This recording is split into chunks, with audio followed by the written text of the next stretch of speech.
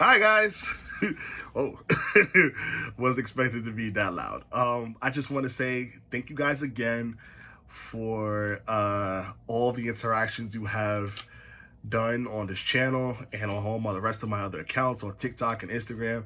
It feels really great that some of my videos is resonating and people are actually starting to, watch it, share it, and all that. So I just want to say thank you. And as I said before, I hope to continue to stay consistent because I really love making these videos and I'm going to continue to make them as long as I can. This has been a real fun experience. And yeah, just thank you so much. Like I said, you could be watching anything else or interacting with anything else and you're interacting with my content. So thank you. And I feel like today is very special because this makes one exact week since I revived my channel and I started making videos again, and I've been straight up just producing this content over and over again. And I figured today, not only is it special, the topic I chose is special because it actually has a lot of news surrounding it today. Today, taking it real easy, taking it real chill. Let's talk about the Nintendo Switch 2. And the reason why I am talking about it today is because the Nintendo Switch 2 pre-orders are live. They are live, they are launched, they're live and in color, right? They're live and in color today, though originally it was supposed to be live 2 weeks ago. But I'll get more into that. Nintendo Switch 2 has had a lot of controversy surrounding it, mainly due to its price of the console and the accessories. So the Nintendo Switch 2 console itself is gonna probably cost you $450, and the console with Mario Kart World, it's a launch game that's coming out with it, the bundle is gonna cost you about $500. It's pretty hefty knowing that the Nintendo Switch console launched at $299. So it's a pretty steep forward. But here I am, because as you know, I can't remember anything, so I have my little notebook of notes. I'm gonna give you a rundown on some of the accessories and their prices. So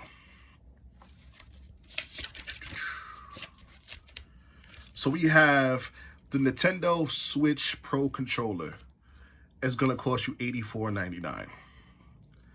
We have the Joy-Con pair, $94.99. The Joy-Con charging grip is $39.99. The Joy-Con 2 strap, $13.99. The Joy-Con 2 wheel set, $24.99. The Nintendo Switch 2 camera, that's a new feature of this new Switch. Basically, it projects you into the screen that your friends can see you as you guys are playing. It's like a group chat thing that you could play. You could be playing the same game or other games, and the camera pretty much projects you into the screen and they can see you as you're playing your game. It's a real fun feature. I highly suggest you see the clip of it on YouTube because I don't do it justice. I think it's a really cool feature and a lot of people is going to really like that. But the price of that is $54.99. The Switch 2 dock is $119.99. The Nintendo Switch 2 carrying case and screen protector is $39.99. The Nintendo Switch 2 all-in-one case is $84.99. The Nintendo Switch AC adapter is $34.99. And the Samsung micro SD express card, 256 gigabytes for the Nintendo Switch 2 is $59.99. Now, according to Nintendo Switch 2 accessories will experience price adjustments due to changes in the market conditions, which is just a nice fancy PR way of saying tariffs, right? The tariffs are the deciding factor where they're going to price their accessories, right? It makes the most sense, right? And it could possibly go up high, it could possibly go up low based on what's going on the market conditions, what's going on in the world, and based off the tariffs and everything, we're going to see how high or how low these prices are going to go. Now, apparently the Nintendo Switch console itself has little to do with the tariffs, as apparently they built up an inventory on a global basis, and they actually have shipped some of the Switches to the United States. Mr. Doug Bowser, the Nintendo CEO of America, goes on to say, the tariffs didn't go into the price point, as they felt that they were going to be, as this was going to be the right price for our consumers for the right value. Now, he also goes on to explain the price point is to obviously avoid what happened with the Wii U. Now, apparently the Wii U, they were selling at a loss, and even months later, they were still selling at a loss. So to avoid that, the price point kind of is what it is. And they also feel like they're bringing you the most value, and that their price reflects the value and the experience that they're going to give you for that particular, for that particular price. Which goes on about the games that cost $80, right? To finally clarify the games, because apparently I even believed it, and it's not true. There was a rumor going around that the physical games of the Nintendo Switch were $80 and the digital one were going to be $90, which is a crazy thing to have two price points, one digital, one physical. That doesn't make any sense. It's not true. They're at $80, and some of them are at $70. They're Donkey Kong, who's it, Bonanza? Is that, just to go back on my notes a little bit. I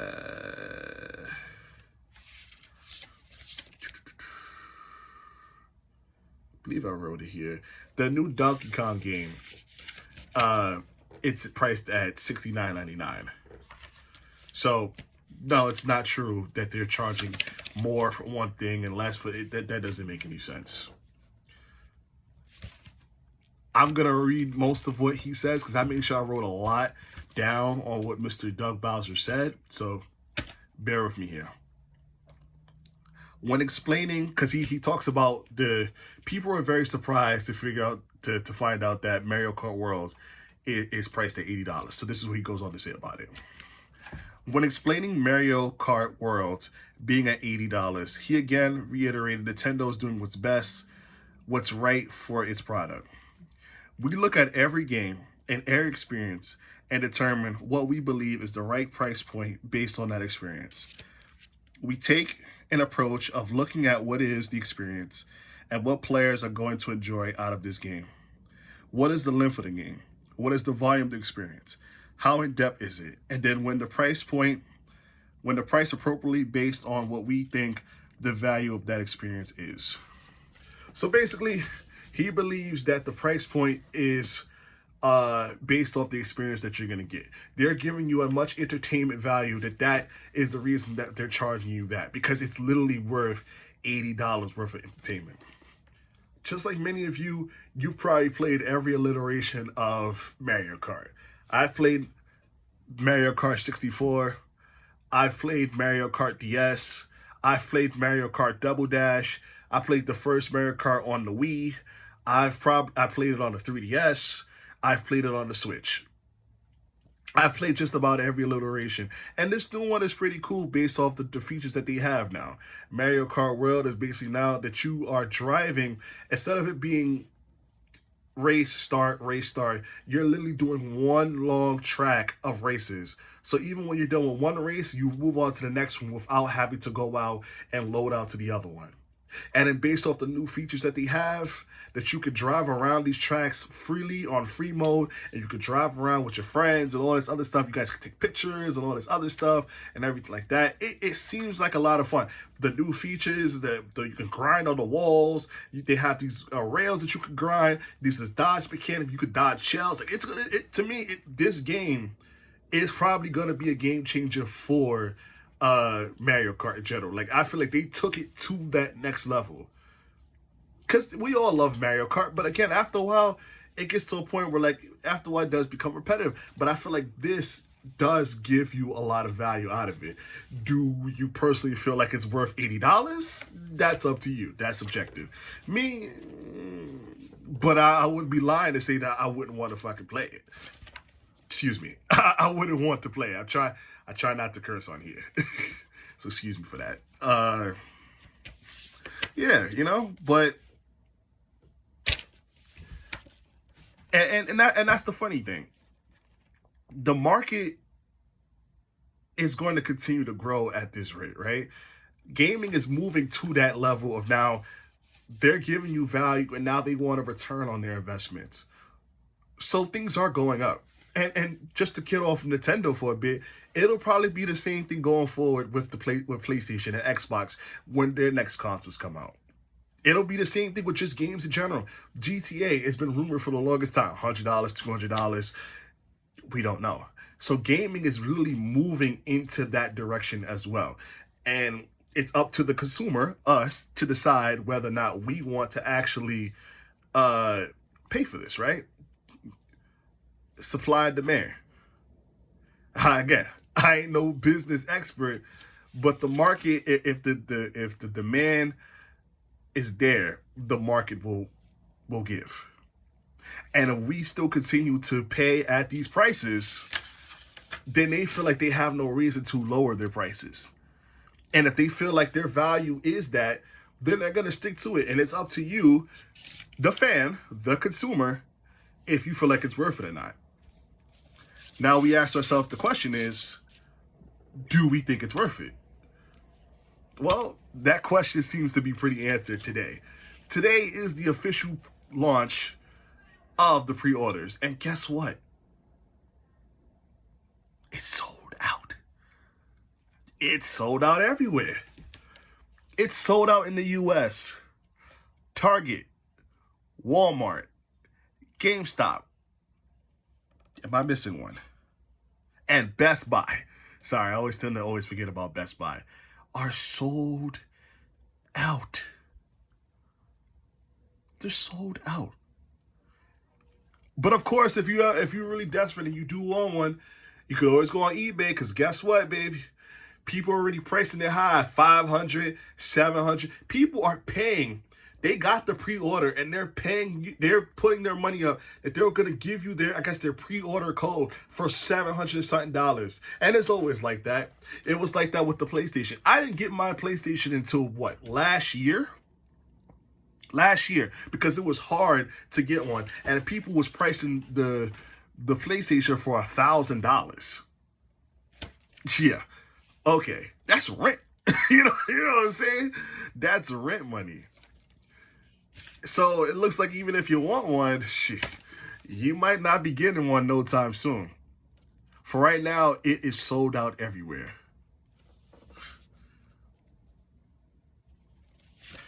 Looks like I'll probably end up sticking with my Nintendo Switch Lite. And hell, Doug Bowser, he said that, hey, if you can't afford it, you could stick with the you could stick with the PlayStation. You could stick with the Nintendo Switch. Yeah. He realizes that the price point and everything like that, and he feels like if you can't afford it, you can continue to play the Nintendo Switch. Because the Nintendo Switch, along with the Switch 2, is going to get support into 2026. So it's not like you have to worry about there's not going to be any support. Nintendo tends to support their consoles way long after. So that's fine, in a sense, for the person who can't afford it. It just gives very similar vibes to, remember, I don't know if everybody remembers the Xbox One, right? Yeah, I remember the Xbox One. When they expected us to have internet connection all the time, even though people don't have internet connection all the time, especially in certain countries or certain places. You don't have it all the time. You don't. You don't have that all the time. And Mr. Dan Matrix who was the CEO of Xbox at the time, said, well, if you can't do that, if you can't have an internet connection all the time, you continue to stay and play the Xbox 360. That's crazy. Basically telling you, if you can't afford it, stick to the old stuff. If you ain't got no money, take your broke ass home. I'm sorry. It's just that was like the first thing I thought about when I heard it. Just like they telling you to just keep your broke ass home. But yeah, that's all I really wanted to say. But I guess I'll leave it with, yeah, gaming is gonna get expensive. But if we continue to still buy, they have no reason to change. It's up to you right now. Right now, life is expensive as hell. People can barely afford eggs, right? The iPhone is going to go up too. Probably close to $2,000. You know what I mean? Life is going to only go up. Cost of living is only going to go up. And I'm not sitting here and say that your entertainment value and stuff that you want should go away. Quite the opposite. I feel like if you can afford it, go for it. But then you have to ask yourself in the end, is it worth it? I'm probably going to end up sticking to my Switch Lite. I don't know where it's at right now. I got to figure it out because there's something wrong with my left Joy-Con because I haven't been playing it. But I probably will stick to it. I probably won't listen to Mr. Doug Bowser. I'm going to keep my broke ass home. But for the rest of you, especially you hardcore Nintendo consumers, if you feel like you're getting the most value out of it, if you feel like this is worth it, then by all means go for it. Don't let anybody tell you different. We shall see what happens. And we shall see if there's even more availability in the coming days or weeks. And hopefully the tariffs they said that doesn't affect the console itself doesn't end up making it play. But until then, I'll see you guys on the next one. And thank you very much for continuing to support. Like, share, comment, subscribe. Peace out.